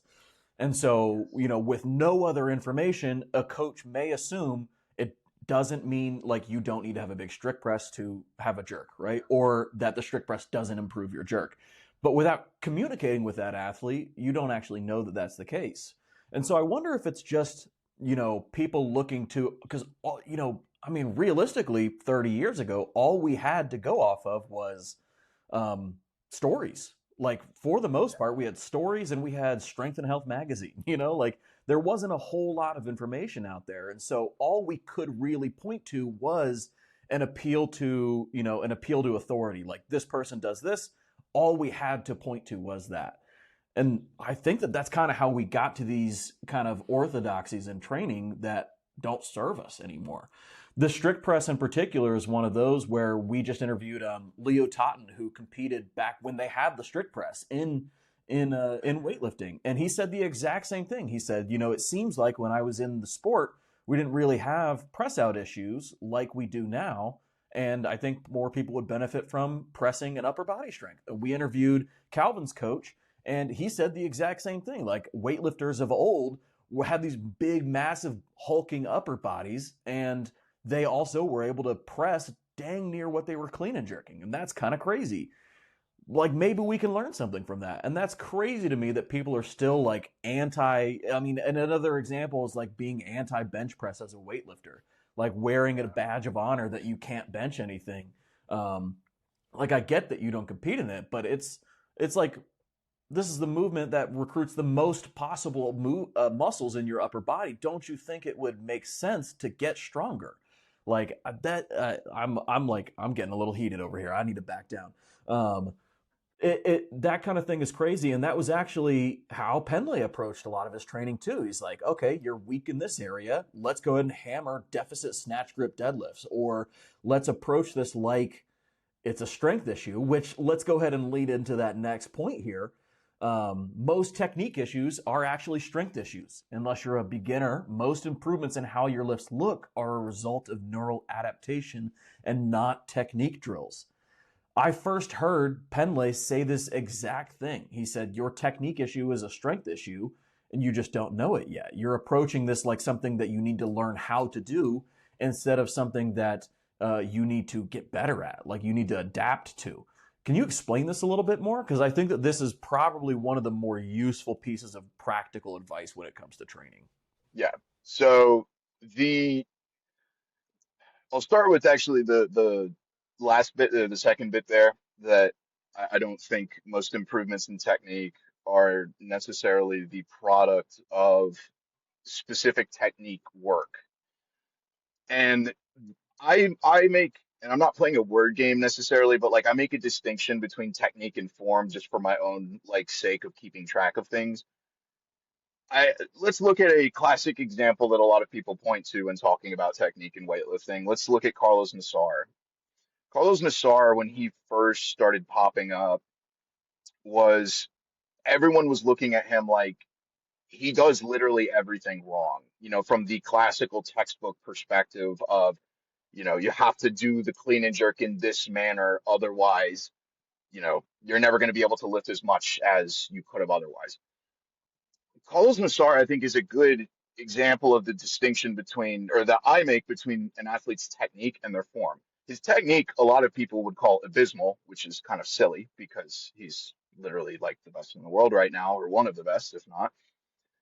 His form is immaculate, and form I kind of refer to as like this more abstract thing of like, even though he hits the positions in an extremely kind of odd way, it looks so smooth. Like you can tell it's so well practiced that it's been formed over many, many, many years and thousands of reps having been accumulated. An athlete's form is just essentially you can look at them and tell how well practiced they are. Because someone like Carlos Nassar, his technique is not what a lot of people would call good. Yet when you see him do a power clean, it looks beautiful still. How is that? It's because he's been doing it for a while. And while everyone is definitely not Carlos Nassar, there are certain technique problems that I think should be addressed in certain ways. Uh, Most of the improvement in how the lift looks, quote unquote, is simply a matter of practice over time, at least in my experience and opinion. Like you can look at a video of me snatching from like 8 years ago to now. My technique is exactly the same. I've really not changed anything about it. And yet the snatch now looks a lot better than the one before. And funny enough, even though I've not changed my technique, I used to get a lot of technique corrections back in the day. I don't get those anymore. Part of that is because I lift more. People think like, oh, like he lifts a lot, like his technique is perfect because the lift looks good, even if I may still technically be considering committing that issue or that problem in my like pull or turnover or my jump backwards or whatever. The reason that I say most technique issues are not actually technique issues is because you can do a very simple test for this. Say, for example, you are an athlete who, when you do a heavy jerk, you tend to dip forward and subsequently jump forward. But say that on your 70%, 75%, 80%, whatever it might be, it looks fine. Well, the fact that you did it completely fine at 75% means that your technique is not changed. Your technique is good at lighter weights. The only difference is that as the weight starts to get heavier, you start to deviate from what you would naturally do because it is heavy. And so you can try to do all the barbell drills that you want to address your drifting forward in the jerk, but we already know that you don't tend to drift forward in the jerk unless it's an extremely heavy weight. That means the weight is too heavy for you to essentially maintain your technique, your positions, whatever. That to me implies you should probably work on front squatting more, or you should probably work on some type of strength movement to remedy that. Because you can already perform the lift in a technically sound manner. It's just that as it gets heavier, you deviate. But why would you think that going the opposite direction and doing things like barbell drills would help you with an issue that only occurs when the weight is at its heaviest? That to me does not imply it's a technique problem. It implies because you would have done it all the reps all the way up, essentially. Like, I would basically just say, hey, it's heavy. When things are heavy, you're not going to be able to maintain perfect positions. That's part of the reason why you probably shouldn't go heavy all the time because you will start to incorporate those bad habits even at lighter weights. That is also an issue that I've seen. But to say that bar drills are going to fix something like a hop forward, maybe certain cues can help address that in certain instances. Like, I think some cues can be very useful, but I think realistically, you're deviating from what technique you usually do because it's heavy. The way that we fix bad movement when it's heavy is by getting stronger. Your movement is already fine. You know what to do. Your brain is doing it. It's just too heavy. So, I mean, it almost sounds obvious, but I think the problem a lot of the time is that people do not get nuanced with their delivery of instructions like this, right? So you'll see somebody post on Instagram, try the tall snatch, it'll help you learn how to pull under. And mhm, so, um, with a beginner who doesn't have the feel, they don't know how that works, that may be the thing that helps get it to click. But then doing tall snatches going forward, like once you know how, yes, it's probably not going to be the issue, right? We have to distinguish between like, is this technique issue a know-how issue or an ability issue? Like, are you able to do, like you said, are you able to do it up to 75%? But then beyond that, your positions break down. Well, clearly that's a weakness, yes, right? It's not a know-how because you knew how to do it. Now you can't do it, right? So we have to address it from the I can't do it aspect and not from the know-how aspect. That doesn't mean that those drills aren't necessarily useful, but they're probably not useful for you unless you're very much a beginner or you're trying to do something that you don't know how to do. Um, and those tools can be useful in that way. But I think as you start to get more advanced, those drills start to become less drills and they become variations. They become, exactly. um, Yes, you know what I mean? Like you're still using maybe you're using a block snatch for the same reason that somebody else as a beginner is using a tempo snatch because you need to really dial in your pull from the knee to the hip. But as an advanced athlete, that is a completely different characteristic that you're developing than as a beginner athlete. yes. No, and I would agree 100%. Just to make the quick point, it's like if I think that someone has a like genuine problem with their movement that is something that I'd say like can be more arbitrarily controlled than something like the development or the neural adaptation for like motor unit recruitment and efficiency over the course of like a decade. Say that it's like arm bend, or say that, like block snatches in the way that you had just described. I really think that the only way that you can reinforce performing the movement in a different manner is through some kind of variation of the actual movement. Like I feel like once you are no longer a beginner, the bar drills become like exponentially less useful. They can still be like a nice little primer or warm up or something. But if you do still have a technique problem, that needs to be addressed normally through some kind of method that involves weighting and progression. And so that's really the main point. Like if you have this technique issue, how can we address this with a clean variation? How can we address this with a squat variation?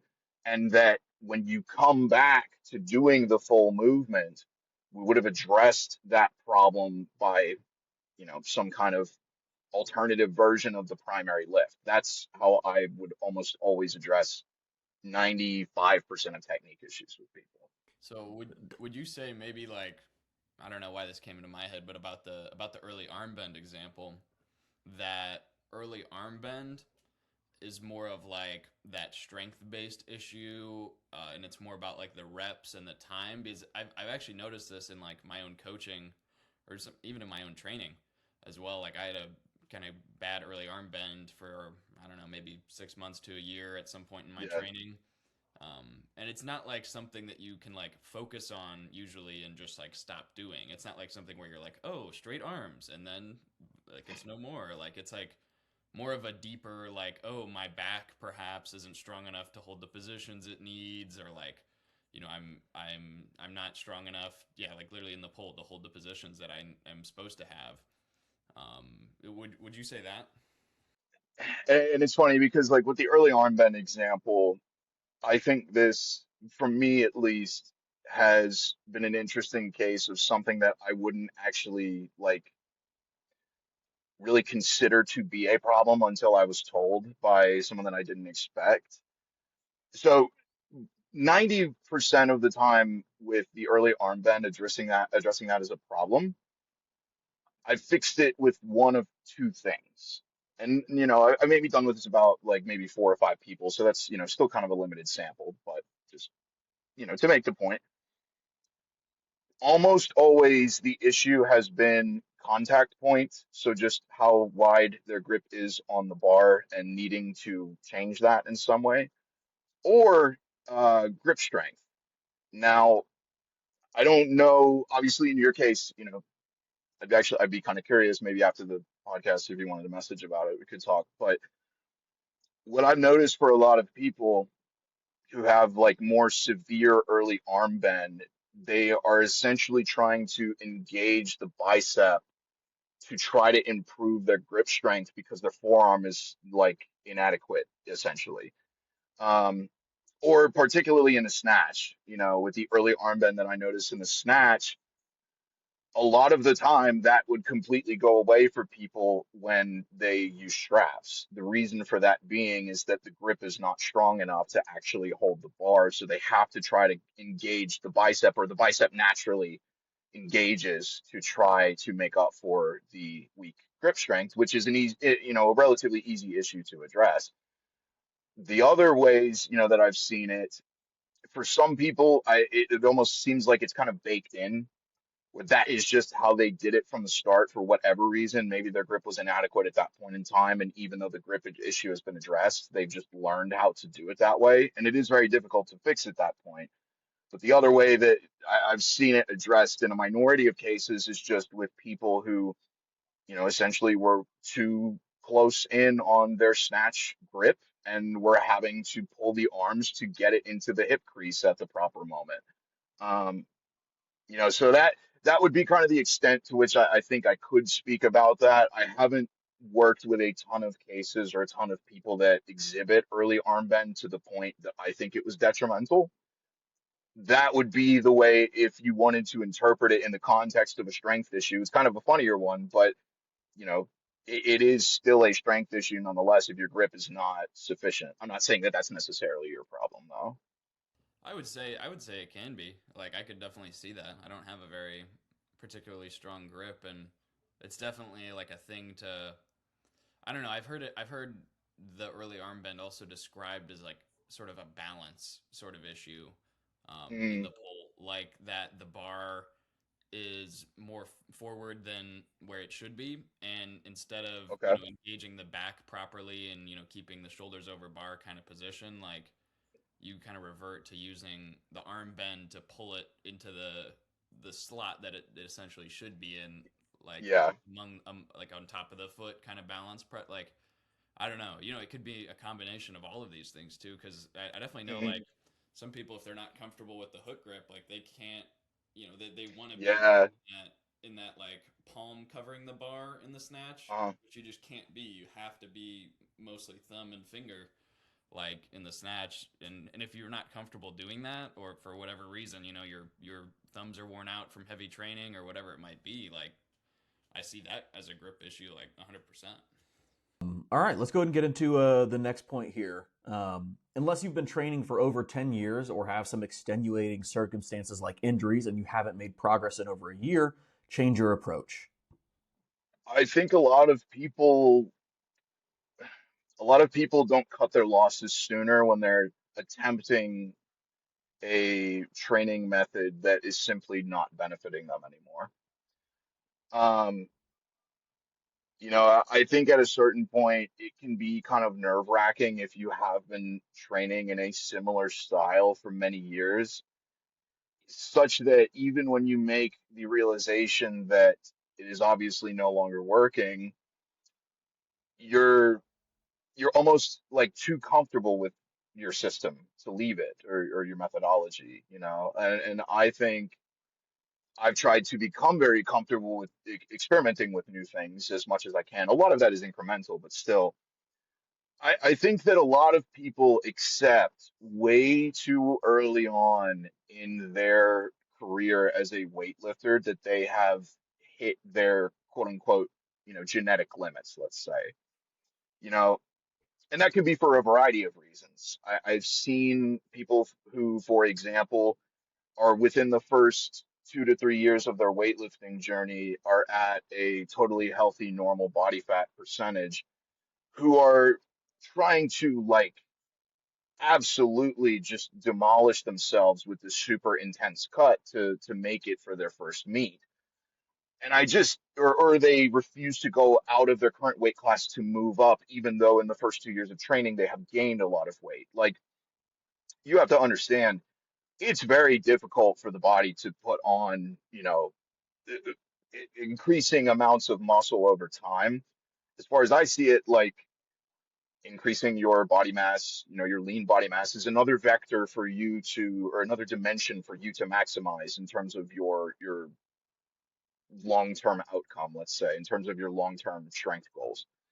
The point is ultimately, for the vast majority of people, if you have not been dealing consistently with injuries, if you haven't already been in the sport for, close to a decade, maybe like 7, 8 years, I would say, if you're in your first 5 years of training and you are not seeing like any tangible progress for some kind of period of time, like a year, like you have been actually dedicated, injury free relatively, and you have been working extremely hard to make progress.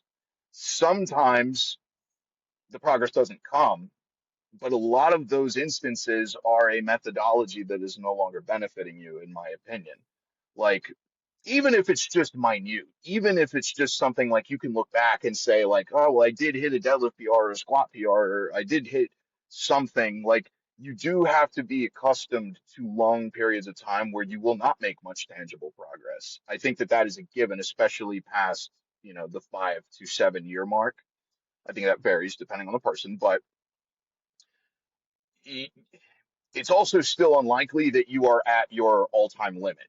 And I feel like most of the people that I've seen who, they've been training for 2 years and they're already talking like, there's some wise old, I've been doing this for so many, for so long at this point, and it's just so hard to get better. It does really depend. But if you have not made progress for a full year, for 33, for 1 year out of the three that you've been training, you've not gotten better, or even 1 year out of five, and there's no real reason for it, consider trying something else, because that's probably the reason why. I would be hard pressed to think most people who have been pushing themselves consistently in a way that makes sense for what their current weaknesses are should not continue to make progress, into fourth, fifth, sixth, seventh year, at least in some kind of tangible way, I guess, and that's it's just kind of my impression. You do have to balance that with, you will go long periods of time with no progress, but you know, the longer it gets, the more likely the issue lies in what you're doing, not in your genetics. Unless you've been the longer the period of no progress, I mean, unless you've been doing it And, for 10 years. and I think that that's a lot of the time just an ego aspect, either from the athlete or from the coach, of just like not being willing to admit that something's not working. Another like something I think about every now and then is people say like weightlifting is a marathon, not a sprint, and this is definitely true. But I think a lot of the time coaches will say that as a cope of just like it's a marathon, not a sprint, and that's my excuse for why you're not getting better. And that's always frustrating. It's definitely that's an irritating part of training, because how do you know? How do you know whether this is something that you just have to keep grinding through, or how do you know when to call it quits and try a different approach? Um, because everything that you'll be told most of the time is that you have to stick with it for longer than you think. But then if you listen to that advice and it's not working, when is it time? Do you have any advice for that? I'm curious to know your opinion. For essentially when it's time to say like what I have done, I can like say more or less definitively now is not working, like what that kind of Yeah. rule of thumb. It's hard because it is genuinely so individual, but because I'll say that for me personally, when I was around my fifth or sixth year of training, I basically made very little progress until 2019. But those 2.5 years where I had virtually no progress except for my snatch getting like marginally better, the way that I changed that was by taking a completely different approach to training. And I saw this massive increase in my numbers. I think that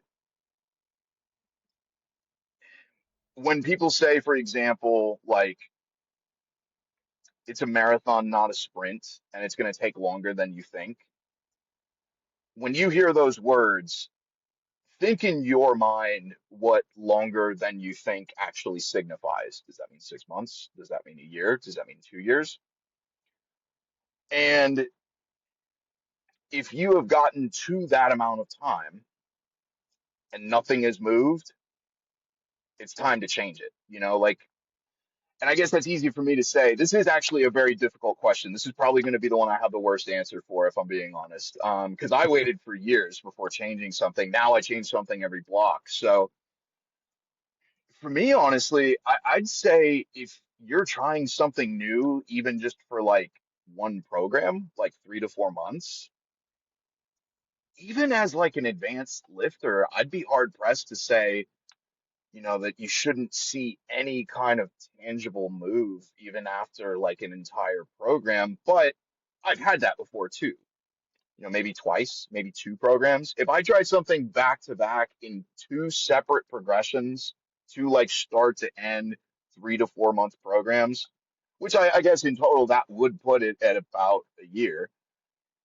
If you've tried it, that's going to be my like completely arbitrary answer. If you tried it for two programs, if you tried it twice and it didn't work, I think it's fair at that point to try to move on, because if you did something realistically for a year and you really didn't get any better at it, especially as a new lifter, especially as someone that is not like has not been in this as long as I have, I would say that that's fair. I don't know. For Do you have a sure. better answer for that? Like, I'm curious now because I No. actually really don't. Like, what is the point at which like you cut your losses essentially? I don't know that I have a good answer for that. I think for me it would be very subjective. Well, I think that that is kind of the answer, is that it's a subjective thing, and Yeah. realistically, I think that it comes down to like how honest are you with yourself? Hmm. Um, Yeah. that is really it. I think it all boils down to that. If you're not honest with yourself because you're expecting results in 2 weeks, then like you have to check yourself. You need to have a reality check, and sometimes it's the coach that gives you the reality check of like, hey, you're approaching this like a toddler. You want immediate benefits. Yeah. But then the other side of that too is like if you're not being honest with yourself, you may convince yourself that something is working for longer than it shouldn't, Yeah. or for longer than you should, And so really, I think it all boils down to like how honest with yourself are you being? Um, and that's a hard thing to answer because everybody's going to be a little bit different with that. I think like Yeah. throw back to having Max Ada on the pod. Like if you don't have a way to like measure if it's working, then like don't even That's consider this question at all. Like 100%. Yeah, that's a good point.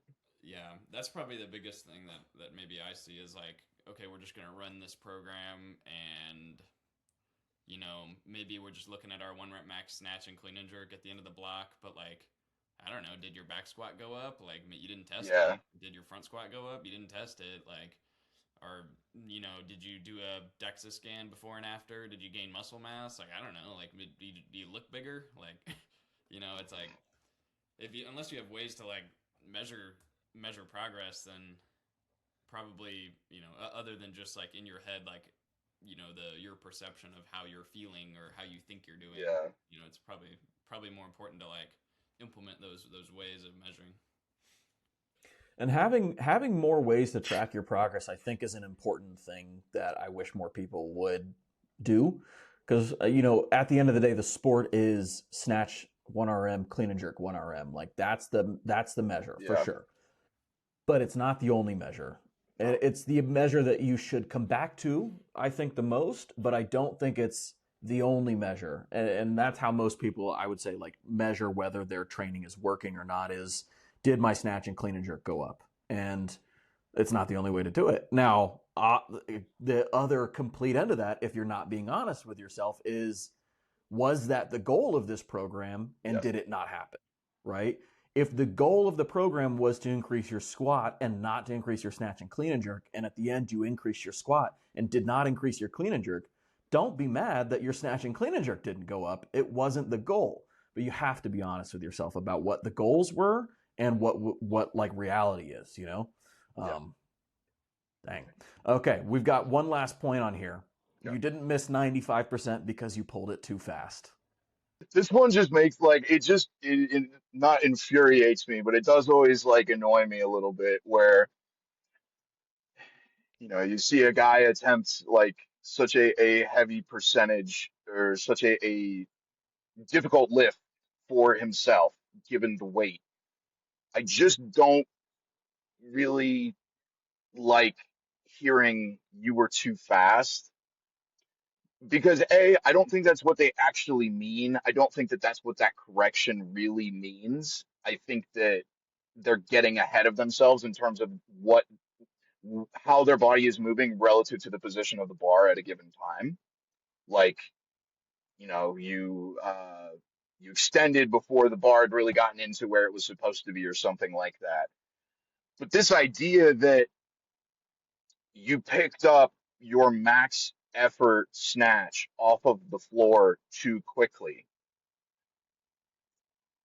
Did you pick it up too quickly at all of the lighter warm-ups that you did before then that necessarily moved faster than your 95%? This one is kind of me being silly because like I would like to think I understand what people mean when they actually say that, when they say that you pulled it too fast. Although maybe I'm wrong. Maybe they do genuinely think that the, you know, foot per second like speed of the bar off of the ground was too fast because again I go back to my example of the guy that can deadlift 700 pounds. you know Take any weightlifter and take a carbon copy of that weightlifter and add 300 pounds onto their deadlift. Which one of them do you think is going to clean more? Like, and I know that that's someone could say, well, that's strength, not necessarily speed. It's like, I guarantee you, if you can deadlift 700 pounds, you could probably, given you had the same level of weightlifting experience, obviously, like you could probably pick it up faster if you could deadlift more. I don't like that because to use like your phrasing, I think that's a cope. Sometimes it's like, well, I'm actually just too fast. I have to be slow.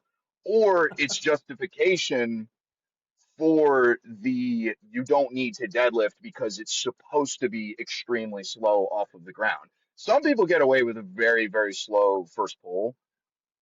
I don't, I think that that's just how they do the movement. But again, I have seen so many instances of athletes who always struggled because, the bar can be slow off of the ground, but to a certain extent, you can only speed it up so much when you get to the hips. And because there is not already a huge emphasis, I would say there's a deficit in strength off of the floor with things like deadlifts, in the same way like with overhead pressing, maybe not to the same degree as with overhead pressing. I think, I do see deadlifts incorporated into some programs, but this idea that like, yeah, you loaded up, you know, 100%, 102%, and it was just so much faster than like your rep at 70%. That's why you missed it. It's like, that's not, I don't, I'd like to think that's not what people mean. I know I sound like a broken record. I'm saying this over again. Maybe if I could have a coach clarify exactly what they mean, like you got out of position.